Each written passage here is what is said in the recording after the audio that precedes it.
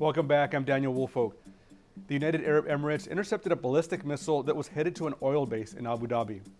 The attack consisted of cruise missiles, ballistic missiles, and drones. It killed 3 civilians and injured an additional 6. It's the first time the Terminal High Altitude Area Defense System, more commonly known as THAAD, is known to be used in a real-world military operation. Defense News reporters Jen Judson and Joe Gould broke the story, and Jen joins us now. Hey Jen, how are you? I'm good. How are you? Thanks for having me. Thanks for being on. Would you tell us about the attack?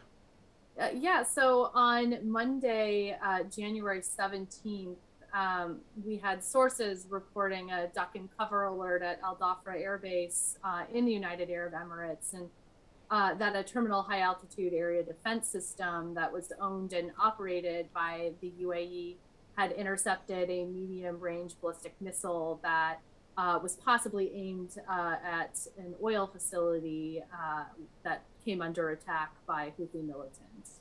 Al Dhafra hosts U.S. and French forces, and the Houthi attack supposedly used cruise missiles, ballistic missiles, and drones. A drone attack was responsible for killing those 3 civilians and wounding 6 others. But the THAAD did intercept at least one of those missiles?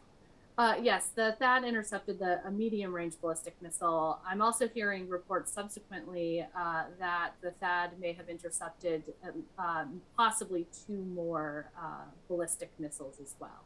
Can you tell us about the THAAD? We hear about it every once in a while in South Korea, and in different places it pops up. What is the THAAD?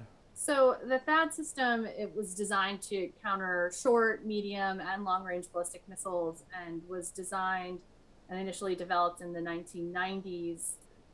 It struggled in early testing, but it has a consistent reliability track record now in flight tests since Lockheed Martin in 2000 won the development contract to turn THAAD into a mobile tactical Army fire unit.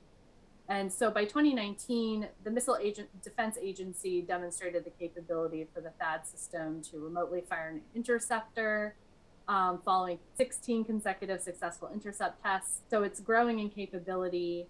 The U.S. has deployed THAAD throughout the world, including Guam, Israel, South Korea, Japan.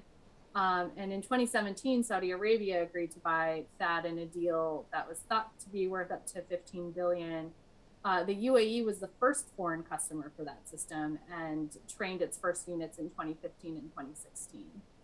And the Army actually operates 7 THAAD batteries currently, but has had a long-standing requirement to field 9 total batteries. But the MDA, the Missile Defense Agency, has lacked the funding to build the final 2.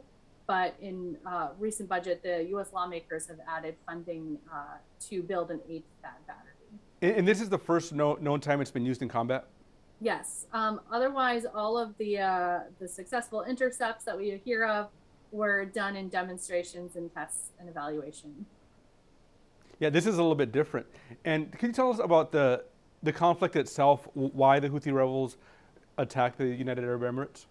Yeah, so it may have seemed like it came out of the blue, but the UAE was a key member of the Saudi-led coalition that entered Yemen's civil war in 2015.